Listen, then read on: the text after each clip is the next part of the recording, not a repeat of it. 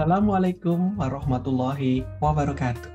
Selamat datang di video materi pembelajaran Sekolah Manajer, Program Studi Magister Manajemen, Fakultas Bisnis dan Ekonomika, Universitas Islam Indonesia. Perkenalkan, saya Bagus Panuntun. Kali ini saya akan membahas materi modul Sekolah Manajer SM07 dengan topik membangun bisnis model. Sebelum memasuki ke dalam materi, saya memperkenalkan diri untuk lebih dalam lagi. Saya lulusan dari program sarjana Universitas Islam Indonesia dan kemudian juga menempuh S2 di Magister Manajemen Universitas Gadjah Mada. Dan kebetulan saat ini juga memiliki background profesional dengan memegang beberapa sertifikasi profesi dan keahlian, antara lain Certified Wealth Management, Certified Financial Planner, Certified Security Analyst, dan Certified Business Coach. Saya juga memiliki beberapa professional background, antara lain Key Account Manager di grup Astra International, kemudian Budget and Financial Controller di Braucol Energy, kemudian sejak 2015 saya menjadi salah satu staf pengajar di jurusan Manajemen Fakultas Bisnis dan Ekonomika UII, dan saat ini juga menjabat sebagai Deputy Director di Inkubator Bisnis dan Teknologi IBISMA. Di dunia entrepreneurship dan startup, saya juga memiliki beberapa experience, antara lain menjadi co-founder dari 2 startup digital, kemudian juga menjadi business coach di Inkubator Bisnis dan Teknologi IBISMA, dan saat ini juga di Sekretariat Akselerator Kewirausahaan Indonesia atau Akselwira. Jika Bapak Ibu nanti ingin mengetahui saya lebih lanjut, Bapak Ibu bisa melihat di profil saya, di profil Instagram, bagus_panuntun85, ataupun Bapak Ibu ingin melihat materi-materi tentang kewirausahaan dan membangun bisnis, Bapak Ibu bisa akses di channel YouTube saya, yaitu channel Bagus, sehingga nanti Bapak Ibu bisa berdiskusi dan belajar bersama dengan lebih nyaman.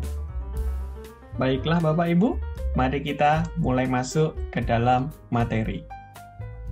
Modul ini akan membahas tentang proses Bapak Ibu dalam mentransformasikan proposisi nilai atau yang kita sebut sebagai value propositions dari bisnis Bapak Ibu untuk kemudian dituangkan ke dalam kanvas bisnis model atau yang kita sebut sebagai bisnis model kanvas yang terdiri dari 9 elemen utama dalam bisnis model agar dapat dikembangkan menjadi model bisnis yang berkelanjutan. Dari model pembelajaran ini, capaian yang kita harapkan dari Bapak Ibu antara lain, Bapak Ibu dapat memahami dengan baik perihal mengenai konsep model bisnis. Kemudian yang kedua, Bapak Ibu dapat menggali kembali 9 elemen utama yang ada di dalam model bisnis kanvas. Dan yang terakhir adalah bagaimana Bapak Ibu mampu mengembangkan kanvas model bisnis ini agar dapat menjadi model bisnis yang berkelanjutan untuk bisnis Bapak Ibu. Baik, kita akan masuk pada yang pertama, yaitu konsep model bisnis. Titik awal dalam setiap diskusi, pertemuan, maupun pelatihan tentang terobosan dan inovasi bisnis adalah perlunya pemahaman yang sama tentang apakah yang dimaksud dengan model bisnis. Kita membutuhkan konsep model bisnis ini agar semua orang di dalam perusahaan maupun di luar perusahaan dapat memiliki bahasa yang sama dalam membedah sebuah bisnis. Tantangan terbesarnya justru adalah bagaimana konsep tersebut harus sederhana, relevan, intuitif, dan dapat dimengerti, namun tidak terlalu menyederhanakan berbagai macam kompleksitas bagaimana perusahaan tersebut dapat berfungsi. Dengan konsep model bisnis ini bisa menjadi bahasa bersama yang memungkinkan Anda mendeskripsikan ataupun bahkan memanipulasi bisnis dengan mudah untuk menciptakan alternatif strategis yang baru. Tanpa bahasa yang sama tersebut akan sulit secara sistematis bagi pemilik bisnis untuk menantang segala asumsi bisnis dan juga membuat terobosan bisnis yang sukses. Konsep model bisnis ini akan kita jelaskan dalam 9 elemen utama yang akan menunjukkan bagaimana sebuah bisnis dapat menghasilkan uang atau pemasukan yang terbagi dalam 4 bidang utama bisnis. Yang pertama adalah pelanggan, kedua penawaran, ketiga infrastruktur, dan yang keempat adalah kelayakan finansial. Model bisnis seperti ini seperti sebuah cetak biru dalam strategi perusahaan Bapak Ibu, agar dapat diimplementasikan dalam struktur organisasi, proses, dan sistem di dalam perusahaan Bapak Ibu. Langkah awal yang perlu kita lakukan adalah bagaimana mentransformasikan proposisi nilai tersebut, yang proposisi nilai telah kita bahas dengan cukup lengkap dan cukup detail pada modul yang sebelumnya. Dan dari situ kemudian kita tuangkan value proposition canvas tersebut ke dalam kanvas model bisnis dengan ruang lingkup pembahasan atau area strategis bisnis model yang lebih luas lagi. Jika di dalam kanvas proposisi nilai sebelumnya Bapak Ibu diminta fokus untuk menciptakan nilai bagi pelanggan, maka dalam kanvas model bisnis ini Bapak Ibu diminta untuk fokus menciptakan nilai bagi bisnis Bapak Ibu sendiri. Dan kemudian agar dapat memudahkan Bapak Ibu dalam melakukan proses pemetaan dan pembangunan model bisnis, maka kita dapat menggunakan salah satu perangkat yang kita sebut sebagai kanvas model bisnis, yang seperti tertera di dalam gambar slides ini. Di mana di dalam kanvas model bisnis ini elemen utama menjadi aspek yang strategis yang perlu kita pikirkan. Kesembilan aspek strategis tersebut dapat kita jabarkan antara lain. Yang pertama adalah segmen pelanggan atau customer segment. Yang kedua adalah proposisi nilai atau value propositions. Kemudian saluran komunikasi dan distribusi atau yang kita sebut sebagai channel. Yang keempat adalah relasi pelanggan atau customer relationships. Yang kelima adalah sumber pemasukan atau revenue stream.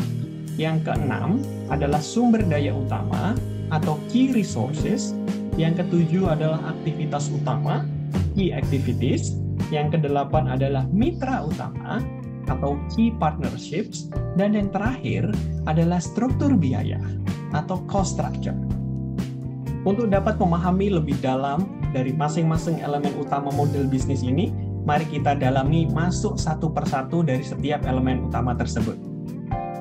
Pada elemen yang pertama, yaitu adalah customer segment, di mana bagian ini akan menjelaskan kelompok pelanggan mana saja, baik itu perorangan maupun organisasi, yang akan Bapak Ibu jangkau dan layani. Pelanggan adalah inti dari sebuah model bisnis apapun, dan tanpa adanya pelanggan, dan terutama yang menguntungkan, maka perusahaan tidak akan dapat bertahan lama. Maka sebuah model bisnis dapat menjelaskan untuk siapa Anda menciptakan nilai, dan juga siapa pelanggan terpenting Bapak Ibu. Berikut adalah beberapa tipe segmen pelanggan yang dapat Bapak Ibu perhatikan. Antara lain yang pertama adalah mass market atau pasar umum. Model bisnis yang berfokus pada jenis ini tidak membedakan antara segmen pelanggan yang berbeda.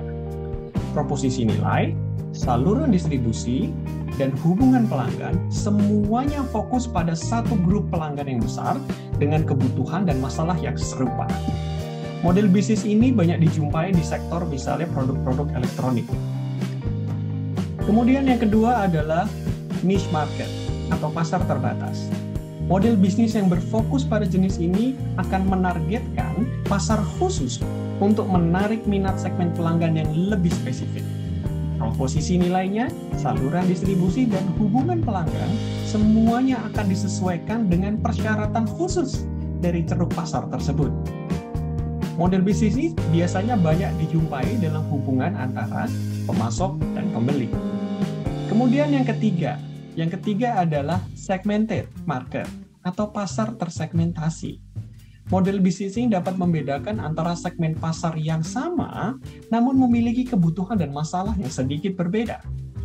Kemudian yang keempat adalah diversified market atau pasar terdiversifikasi. Model bisnis jenis ini mampu melayani dua segmen pelanggan yang tidak saling terkait, baik kebutuhan maupun masalah yang dihadapi pelanggan. Alasan strategis dari model ini adalah optimalisasi infrastruktur yang ada dan dapat dimanfaatkan untuk dua segmen yang berbeda. Kemudian yang kelima adalah multi-sided platform atau multi-sided market. Model bisnis ini memungkinkan perusahaan untuk melayani dua atau bahkan lebih segmen pelanggan yang berbeda, namun di antara keduanya tetap saling berketergantungan. Sehingga ketika kemarin Bapak Ibu telah mempelajari di Value Proposition Canvas, maka salah satu elemen di dalam Value Proposition Canvas yaitu Customer Profile kemudian ditransformasikan ke dalam Customer Segment yang lebih luas seperti dalam pembahasan di Business Model Canvas ini. Kemudian kita masuk pada elemen utama yang kedua, yaitu Value Propositions atau proposisi nilai. Bagian ini akan menjelaskan mengenai nilai apa yang akan Bapak Ibu berikan kepada pelanggan Bapak Ibu. Manakah permasalahan pelanggan Bapak Ibu yang sedang Bapak Ibu coba bantu selesaikan? Dan juga kebutuhan pelanggan yang mana yang Bapak Ibu sedang coba puaskan? Serta paket produk dan layanan apa saja yang akan Bapak Ibu tawarkan ke setiap segmen pelanggan Bapak Ibu.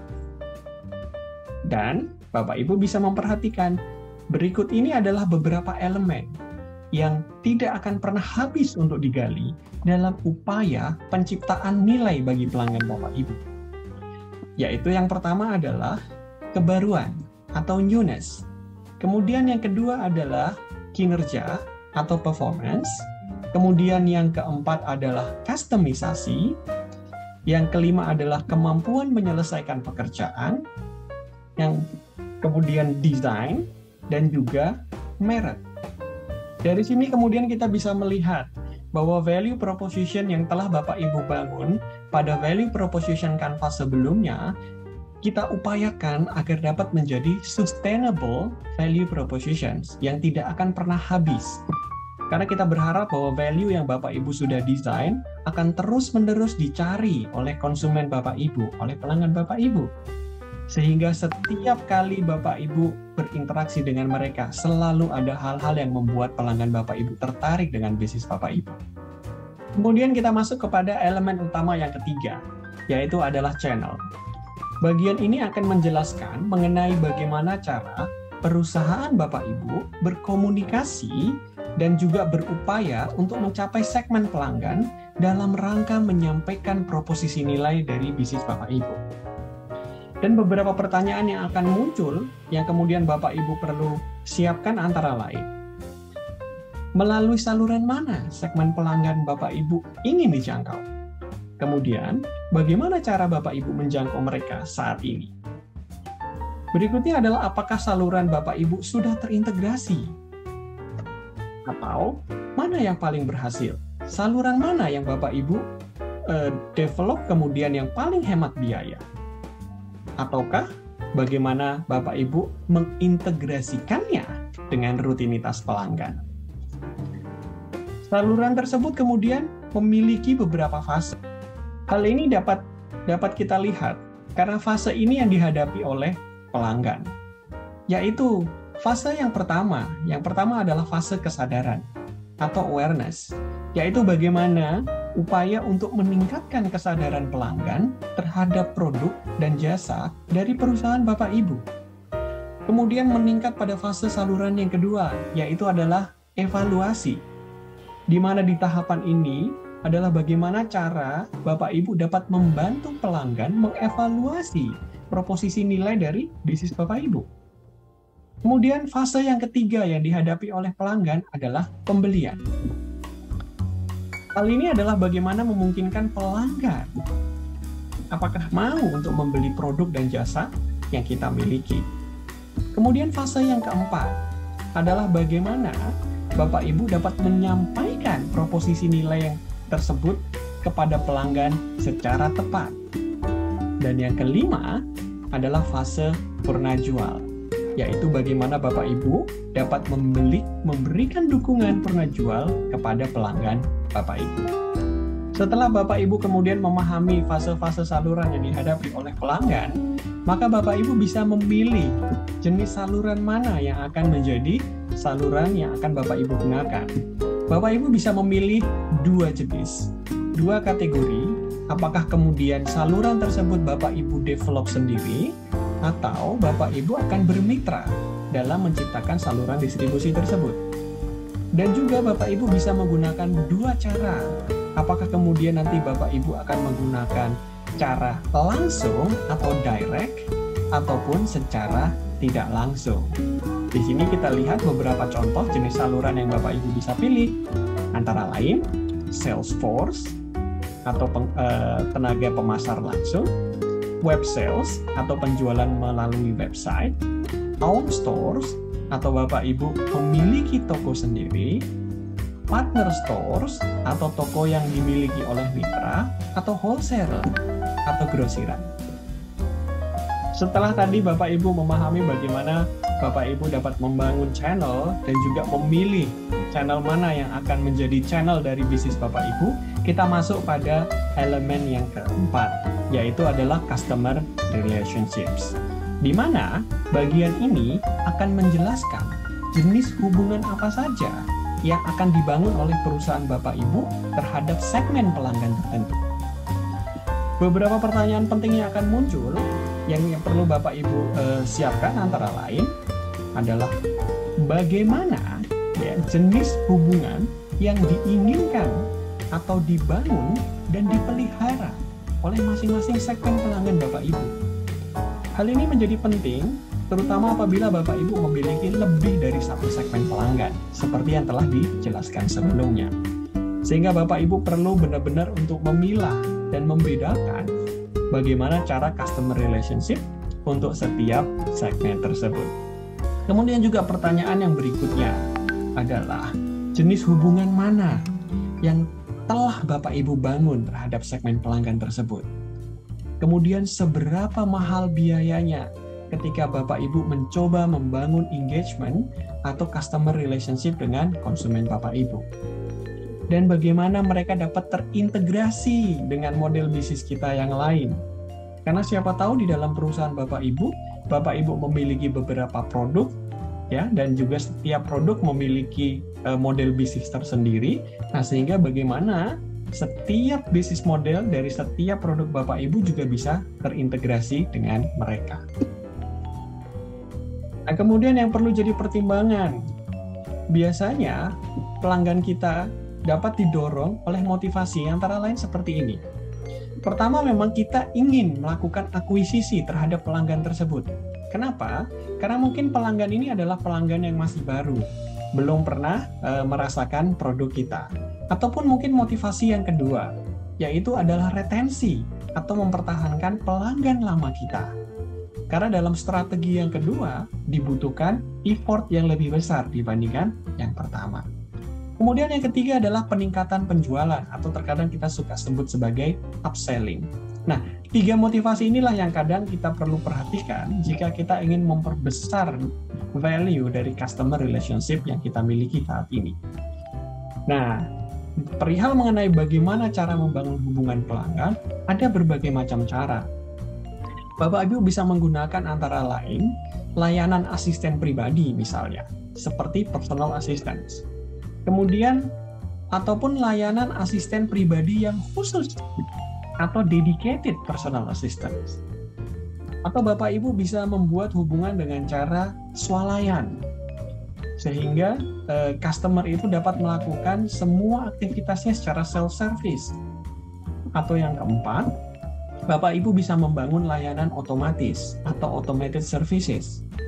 Atau mungkin yang kelima, bagaimana cara Bapak Ibu membangun customer relationship adalah membangun komunitas atau communities. Dan ini kemudian yang terakhir, yang memang membuat customer kita sangat merasa dihargai adalah bagaimana cara membangun dengan cara co-creations atau membangun berkreasi bersama antara pelanggan Bapak Ibu dan juga tim inovasi bisnis dari Bapak Ibu. Baik, setelah tadi Bapak Ibu memahami ada beberapa elemen utama sebelumnya, ini yang paling penting dari sebuah bisnis model Canvas, yaitu bagaimana Bapak Ibu bisa memetakan revenue stream. Bagian ini akan menjelaskan bagaimana pendapatan yang dihasilkan dari setiap segmen pelanggan Bapak Ibu. Beberapa pertanyaan penting yang akan muncul di pelanggan antara lain. Untuk nilai yang seperti apa dari konsumen Bapak Ibu yang mereka benar-benar bersedia membayar? Kemudian untuk apa mereka membayar? Dan kemudian bagaimana cara mereka membayarnya? Ataukah berapa banyak persentase dari setiap arus pendapatan yang bisa berkontribusi pada pendapatan keseluruhan bisnis Bapak Ibu? Nah, beberapa pertanyaan penting ini menjadi sangat esensial karena ini merupakan inti dari sebuah keberlangsungan perusahaan, yaitu pendapatan.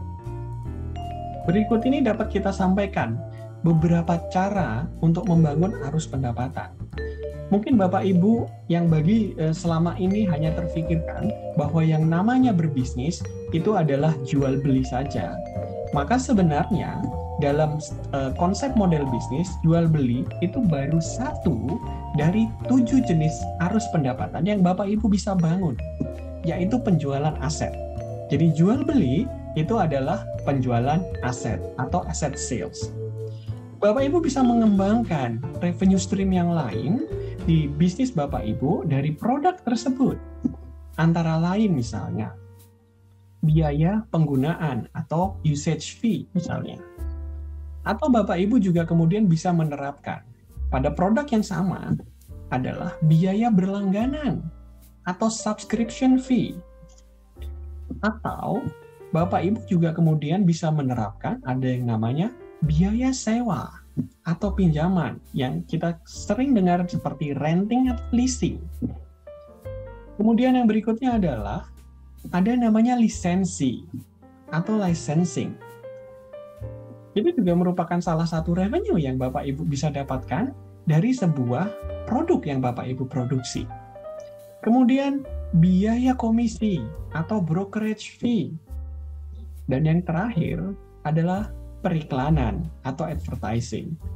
Sehingga sebenarnya dengan membangun bisnis model yang strategis dan juga bisnis model yang boleh dibilang punya banyak alur pendapatan akan menciptakan sustainability bagi bisnis Bapak Ibu. Bahkan dari satu produk saja Bapak Ibu bisa memiliki lebih dari 1 bahkan hingga 7 revenue stream. Nah, namun yang perlu diperhatikan adalah bagaimana mekanisme Bapak Ibu nanti pada saat menentukan harga jual. Hal ini menjadi penting, kenapa? Karena kita perlu memahami situasi dan juga bagaimana mekanisme harga itu terbentuk. Ada 2 jenis bagaimana pricing itu dapat terbentuk, yaitu pertama adalah penetapan harga secara tetap atau fixed pricing, di mana harga yang telah ditetapkan sebelumnya tersebut didasarkan pada beberapa variabel yang statis, seperti daftar harga. Bapak Ibu sudah menetapkan daftar harga sebelumnya. Kemudian fitur produk. Jadi dari fitur sudah ada pricing-nya. Kemudian kebergantungan pada segmen pelanggan. Jadi segmen pelanggan tertentu sudah ada harganya tersendiri. Dan kemudian yang terakhir adalah volume penjualan. Biasanya hal ini yang paling suka diminati. Apabila volume perdagangan atau penjualannya sedikit, maka harganya adalah sekian. Kalau volumenya banyak, Bapak Ibu bisa memberikan sekian.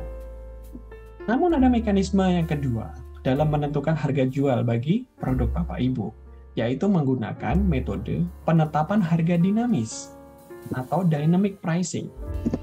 Yang mana harga akan berubah berdasarkan kondisi di pasar dan juga didasarkan pada beberapa variabel yang dinamis. Antara lain, proses negosiasi. Baik itu negosiasi antara business to business ataupun business to customer. Kemudian yang berikutnya adalah manajemen pemasukan. Kemudian yang ketiga adalah mekanisme pasar real time. Dan yang keempat adalah mekanisme lelang. Nah, dari 4 metode ini atau 4 mekanisme ini, harga yang terbentuk akan sangat menyesuaikan dengan situasi yang terjadi. Nah, Tadi sudah sampai kepada elemen yang kelima, revenue stream. Dari elemen ke-1, ke-2, ke-3, ke-4, dan ke-5, dalam bisnis model kanvas, elemen tersebut berada di sisi sebelah kanan bisnis model kanvas Bapak Ibu.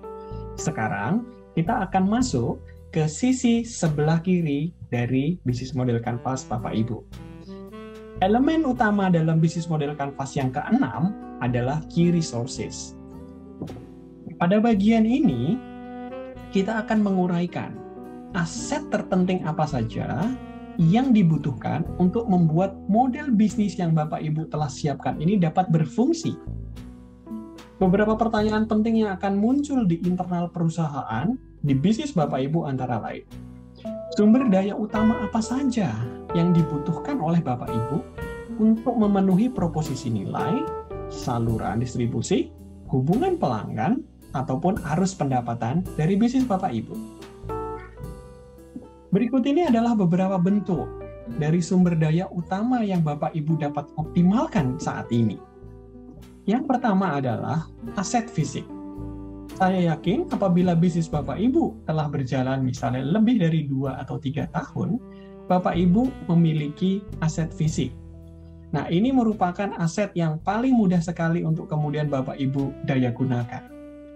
Terus kemudian yang kedua adalah sumber daya intelektual atau intellectual resources.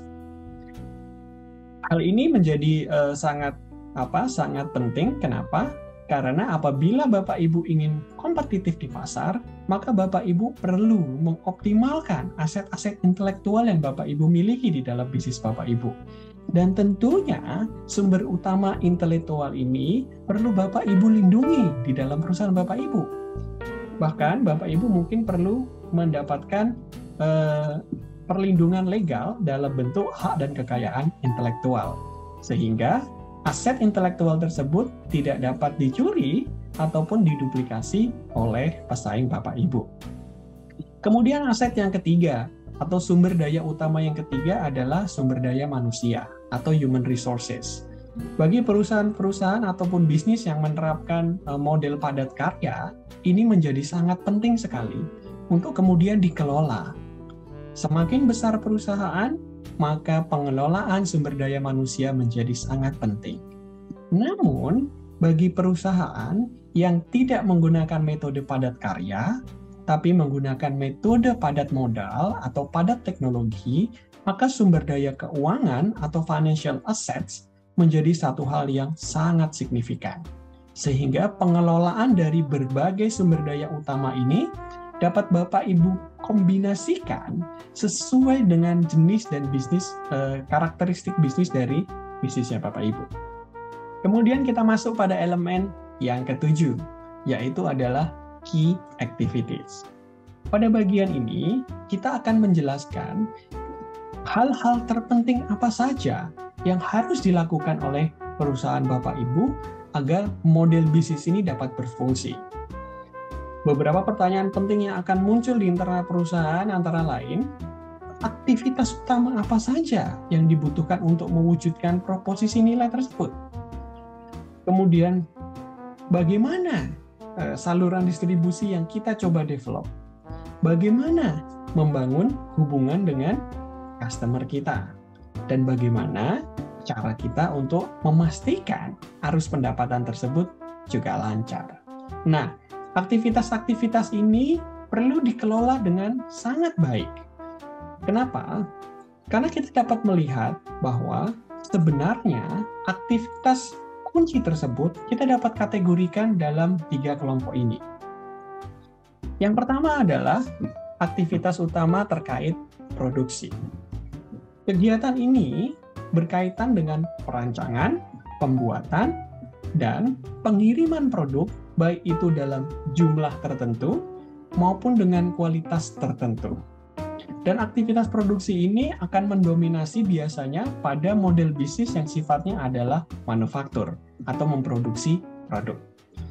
Terus kemudian yang kedua adalah aktivitas problem solving atau pemecahan masalah. Kegiatan ini akan sangat terkait dengan upaya dari bisnis Bapak Ibu untuk mendatangkan solusi baru buat masalah pelanggan individu. Biasanya ini sering digunakan pada jenis bisnis seperti konsultan, rumah sakit, ataupun organisasi layanan lainnya yang didominasi pada upaya pemecahan masalah dari pelanggan Bapak Ibu. Kemudian yang ketiga adalah platform atau network, di mana model bisnis yang dirancang dengan metode ini biasanya kunci utamanya akan selalu terkait dengan jaringan dari kegiatan utama Bapak Ibu. Nah, kita masuk kepada elemen ke-8, yaitu key partnerships. Pada bagian ini akan menjelaskan bagaimana Bapak Ibu akan membangun jaringan pemasok dan juga jaringan mitra yang dapat membuat model bisnis Bapak Ibu berfungsi. Berikut ini adalah beberapa aktivitas yang Bapak Ibu outsource keluar ataupun sumber dayanya juga dapat dilakukan di luar perusahaan Bapak Ibu. Yaitu Bapak Ibu akan bertemu pada sebuah pertanyaan. Siapa mitra utama kita? Siapa pula yang akan menjadi pemasok utama kita?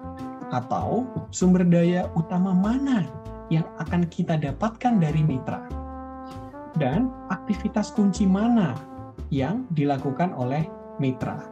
Pertanyaan ini menjadi sangat penting karena nanti Bapak Ibu akan menentukan model atau tipe kemitraan yang seperti apa yang akan Bapak Ibu bangun dengan mitra-mitra bisnis Bapak Ibu. Setelah Bapak Ibu mendapatkan jawaban dari beberapa pertanyaan tadi, maka Bapak Ibu dapat memilih jenis kemitraan yang mana yang akan Bapak Ibu pilih. Di sini ada 4 jenis kemitraan yang berbeda yang sebenarnya Bapak Ibu bisa tentukan. Yaitu, yang pertama adalah aliansi strategis. Yang mana aliansi strategis ini berarti Bapak Ibu bermitra dengan bisnis yang bukan pesaing dari Bapak Ibu.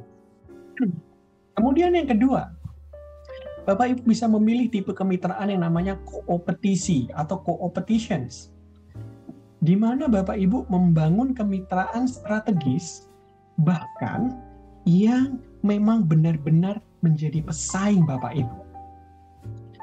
Saat ini sudah bukannya era berkompetisi antar persaingan, tapi sudah masuk di era koopetisi, yaitu apa? Kemitraan strategis dengan pesaing Bapak Ibu malahan.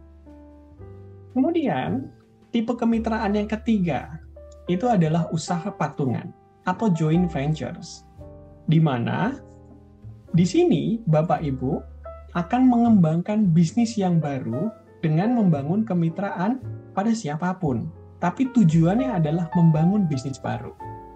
Kemudian yang keempat adalah hubungan antara pembeli dan pemasok, atau kita suka sebut sebagai buyer-supplier relationships. Hal ini sangat perlu untuk menjamin aliran pasokan yang dapat diandalkan. Kemudian setelah Bapak Ibu melihat ada 4 jenis kemitraan tersebut, Bapak Ibu kemudian perlu melihat kembali ke motivasi. Apa motivasi Bapak Ibu dalam membangun kemitraan dengan mitra bisnis Bapak Ibu? Karena motivasi ini menjadi sangat penting untuk kemudian dipertemukan. Apakah mitra bisnis Bapak Ibu juga memiliki motivasi yang sama?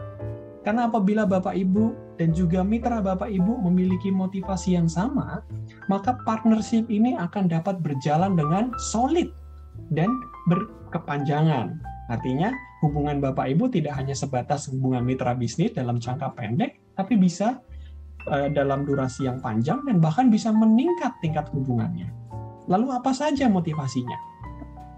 Motivasi yang Bapak Ibu bisa develop antara lain motivasi untuk melakukan optimalisasi ataupun pencapaian skala ekonomis dari bisnis Bapak Ibu. Ini adalah motivasi yang paling umum, yang paling banyak kemudian melahirkan wacana ataupun rencana kemitraan. Tapi ada juga motivasi yang kedua Bapak Ibu, yaitu adalah motivasi untuk melakukan pengurangan atas risiko ketidakpastian. Karena apabila Bapak Ibu fokus di satu bisnis, tapi ternyata masih punya banyak kekurangan, Bapak Ibu kemudian mencari mitra yang dia punya keunggulan yang Bapak Ibu tidak miliki. Sehingga di situ ada hubungan saling membutuhkan dan saling memenuhi menutupi potensi risiko yang ada. Kemudian yang ketiga, motivasinya adalah akuisisi atas sumber daya ataupun aktivitas tertentu. Nah, motivasi yang ini Bapak Ibu bisa perhatikan menjadi motivasi bagi perusahaan-perusahaan yang bergerak dengan cepat atau fast growing company. Jadi bagaimana dia membuat strategi kemitraan sebagai salah satu strategi menumbuhkan perusahaan dengan sangat cepat. Nah, baik. Sekarang kita masuk pada elemen terakhir dari bisnis model Canvas, yaitu elemen cost structure. Bagian ini akan menjelaskan semua biaya penting yang akan dikeluarkan oleh Bapak Ibu untuk mengoperasikan model bisnis tertentu. Beberapa pertanyaan yang Bapak Ibu perlu perhatikan antara lain, apa saja biaya terpenting yang melekat dalam model bisnis Bapak Ibu? Sumber daya utama ataupun aktivitas utama yang mana yang paling mahal? Karena hal tersebut akan sangat menentukan struktur biaya dalam laporan keuangan Bapak Ibu. Dan juga sudah menjadi sebuah kewajaran bahwa struktur biaya harus diminimalisir pada setiap model bisnis apapun. Atau kita suka dengar dengan istilah efisiensi. Tetapi, struktur biaya yang rendah bisa saja menjadi lebih penting untuk beberapa model bisnis yang satu daripada yang lain. Nah, oleh karena itu, Bapak Ibu perlu memahami struktur biaya yang seperti apa yang ingin Bapak Ibu develop. Ada dua jenis struktur biaya, yaitu yang pertama adalah yang berbasis biaya atau cost driven atau terpacu biaya, yang mana model ini akan berfokus pada upaya untuk meminimalisir biaya sedapat mungkin. Pendekatan ini bertujuan untuk membuat dan mempertahankan struktur biaya seramping mungkin, seefisien mungkin, atau bahkan melakukan otomasi proses yang maksimum. Atau kalau perlu, lakukan outsourcing secara ekstensif. Sehingga Bapak Ibu bisa mendapatkan biaya dari proses tersebut seefisien mungkin karena mitra bisnis Bapak Ibu mampu mencapai pada efisiensi tertentu mensupport kegiatan Bapak Ibu. Kemudian yang kedua, yaitu berbasis nilai atau value driven atau terpacu nilai. Beberapa perusahaan mungkin kurang mementingkan implikasi biaya dari sebuah model usaha atau model bisnis tertentu. Namun, biasanya dia kemudian akan memilih berfokus pada penciptaan nilai. Proposisi nilai yang premium ataupun layanan pribadi tingkat tinggi merupakan ciri dari model bisnis ini. Nah, berikut ini adalah beberapa karakteristik yang Bapak Ibu perlu perhatikan dari struktur biaya. Ya, ada 4 karakteristik, yaitu pertama adalah biaya tetap, yaitu biaya yang akan tetap sama meskipun volume barang atau jasa yang Bapak Ibu produksi berubah-ubah. Kemudian yang kedua adalah biaya variabel atau variable cost, yaitu karakteristik biaya yang akan bervariasi secara proporsional dengan volume atau barang dan jasa yang Bapak Ibu produksi. Semakin banyak barang dan jasa yang Bapak Ibu produksi, maka biayanya akan semakin banyak. Apabila semakin sedikit barang dan jasa yang Bapak Ibu produksi, maka kemudian biaya variabelnya juga akan ikut turun. Kemudian yang ketiga adalah skala ekonomis atau economies of scope, yaitu keuntungan biaya yang akan Bapak Ibu nikmati karena adanya perluasan ruang lingkup operasi, seperti kegiatan pemasaran yang sama ataupun saluran distribusi yang sama, tapi bisa dimanfaatkan untuk banyak produk yang Bapak Ibu miliki. Dan yang keempat adalah lingkup ekonomi. Nah, Bapak Ibu bisa memperhatikan aspek-aspek ekonomi makro di dalam laporan keuangan Bapak Ibu. Nah, demikianlah 9 elemen utama yang ada di dalam Canvas model bisnis. 9 elemen tersebut saya harapkan Bapak Ibu dapat tuangkan dalam satu lembar kertas dengan memasukkan key points dari masing-masing elemen tersebut. Karena ini yang namanya kanvas, maka sangat dibutuhkan bagi Bapak Ibu untuk kemudian bisa memikirkan aspek-aspek strategis yang akan Bapak Ibu tuangkan di dalam kanvas tersebut. Kita akan coba Bapak Ibu untuk sedikit melihat salah satu studi kasus dari bagaimana seorang pebisnis kemudian menuangkan di dalam bisnis model kanvas. Saya akan berikan satu studi kasus yang mungkin agak sedikit lebih advance, yaitu pada jenis model bisnis yang bukan berbasis produk. Saya rasa apabila jenis yang berbasis produk, Bapak Ibu tentunya akan sangat mudah untuk membayangkan elemen-elemen apa saja yang kemudian Bapak Ibu akan tuangkan di dalam bisnis model kanvas. Karena kalau Bapak Ibu ingat, ya, physical assets itu akan sangat mudah untuk di-observe. Nah, tapi di sini saya akan coba Bapak Ibu untuk lebih tinggi lagi, yaitu membayangkan pada sektor jasa atau produk layanan. Nah, kali ini saya akan membawakan satu studi kasus dari salah satu profesi, yaitu namanya beauty blogger. Nah, di sini ada satu beauty blogger namanya Pony. Ini sekedar contoh Bapak Ibu, dan banyak sekali bisnis-bisnis berbasis jasa seperti ini yang mulai menjamur terutama di kalangan anak muda, ya, di mana bisnis ini tidak memiliki aset dan juga bisnis ini bisa mendatangkan bahkan revenue dan juga keuntungan yang lebih besar daripada bisnis yang berbasis produk. Saya sampaikan sedikit deskripsi. Jadi Pony adalah salah satu beauty vlogger yang terkenal di Korea. Dalam salah satu channel YouTube-nya yang namanya Pony Syndrome, dia memiliki 5,8 juta subscriber. Di Indonesia banyak sekali YouTuber yang juga memiliki subscriber jutaan.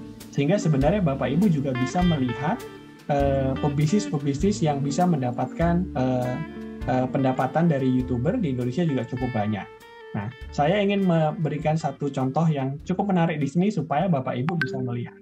Pada satu aktivitas bisnis yang simpel saja, Bapak Ibu bisa melihat bagaimana Pony mendapatkan revenue stream yang cukup besar. Ini adalah bisnis model kanvas yang kemudian kita coba tuangkan dari kasus Pony Syndrome. Dan ternyata kalau kita perhatikan, sebenarnya si Pony ini hanya membuat 2 value proposition saja. Yaitu value proposition pertama yang ingin dia tawarkan kepada penontonnya adalah, yang pertama adalah membuat review atau tutorial. Nah, biasanya para YouTuber kemudian dalam membangun engagement ingin sekali menjadi salah satu trendsetter.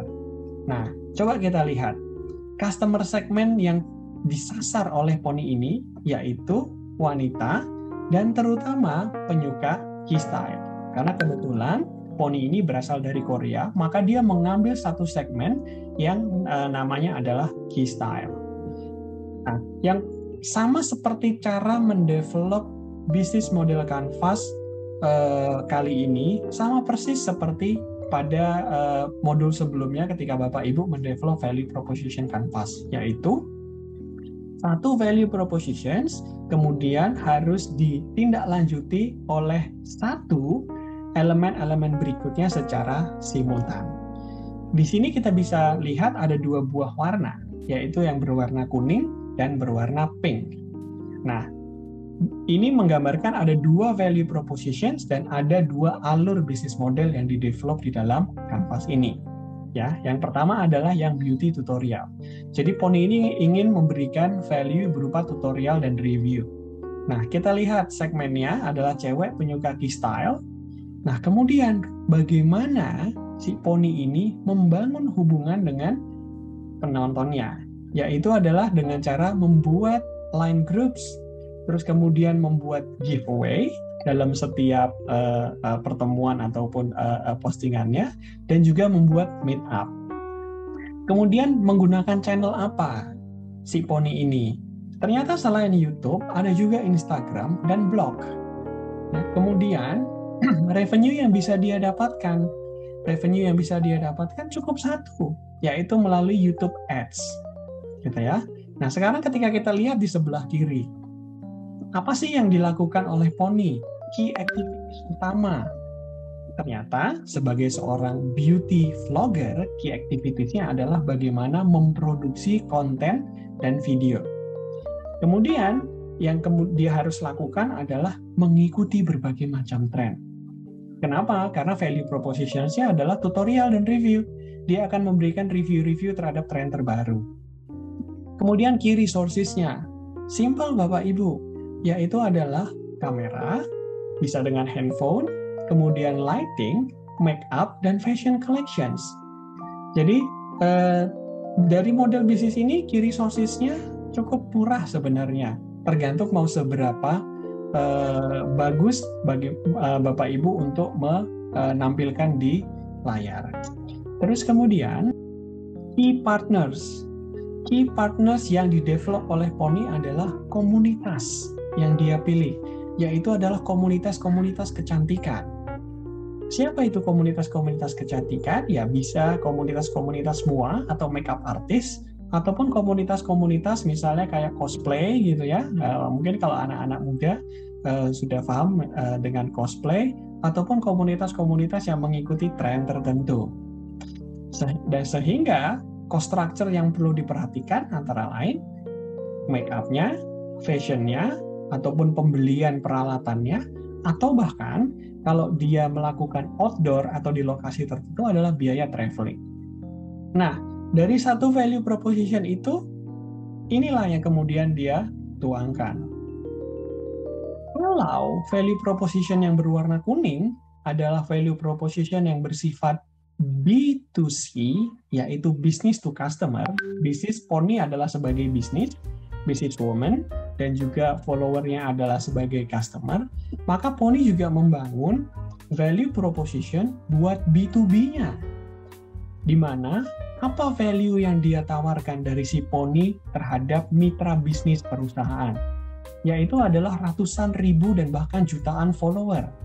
Kenapa? Karena ratusan ribu dan jutaan follower tersebut adalah market yang ditawarkan oleh si Pony kepada mitra bisnisnya. Nah, bagaimana cara membangun hubungan B2B-nya yang Pony lakukan? Satu, bisa menjadi endorsement produk-produk mitranya, ataupun menjadi brand ambassador dari produk-produk mitranya. Terus kemudian, customer segmentnya tentu beauty brands. Ya. Nah, channel-nya, bagaimana channel untuk mendeliver tersebut? Biasanya, para vlogger ini kemudian membuat event-event atau beauty class. Sehingga dari situ kemudian mitra-mitra bisnisnya dapat mendeliver, ya, dapat mendeliver produknya, dapat mendeliver brandnya. Terus kemudian revenue streamnya didapat dari mana? Endorsement fee. Kenapa? Karena Pony tersebut mengendorse produk atau brand dari mitranya. Nah, kemudian ketika B2B, maka siapa key partnernya? Key partnernya adalah digital agency. Mungkin Pony ini tidak bisa langsung berhubungan dengan brand-brand besar. Maka di sini juga dia membutuhkan agency. Gitu. Nah, sehingga dari sini kita bisa lihat bagaimana si Pony yang kemudian berbisnis jenisnya adalah non-produk ataupun jasa, dengan hanya cukup 2 value propositions dan 2 jenis customer segment, yaitu B2B dan B2C, ternyata bisa membangun sebuah bisnis model kanvas seperti ini. Nah, saya harap Bapak Ibu sebagai pemilik perusahaan juga dapat mereview kembali semua aktivitas bisnis yang telah Bapak Ibu jalankan dan bagaimana perusahaan Bapak Ibu berjalan, kemudian yuk kita coba tuangkan di dalam bisnis model kanvas. Dan kemudian coba Bapak Ibu dalami key point strategis yang ada di dalam bisnis kanvas tersebut. Saya harap Bapak Ibu dapat menuangkan itu sesuai dengan situasi dan kondisi yang Bapak Ibu hadapi. Karena hal tersebut menjadi sangat penting Bapak Ibu, ketika Bapak Ibu menuangkan secara precise atau sesuai dengan kondisinya, nanti Bapak Ibu bisa menentukan strategi model bisnis yang tepat pula. Baik, Dengan berakhirnya satu studi kasus yang telah kita bahas bagaimana Pony Syndrome menuangkan model bisnisnya ke dalam bisnis model Canvas, kita telah sampai di penghujung materi. Nah, demikianlah materi tentang bagaimana membangun model bisnis. Semoga materi yang kita bahas kali ini dapat memberikan manfaat bagi pengembangan bisnis Bapak Ibu. Izinkan saya, Bagus Panuntun, mengucapkan terima kasih kepada Bapak Ibu telah menyaksikan video materi pembelajaran Sekolah Manajer, Program Studi Magister Manajemen, Fakultas Bisnis dan Ekonomika Universitas Islam Indonesia. Semoga kita dapat bertemu di lain kesempatan, dan saya terbuka untuk bisa berdiskusi melalui berbagai macam kanal yang telah saya sampaikan sebelumnya. Akhirul kalam, wassalamualaikum warahmatullahi wabarakatuh.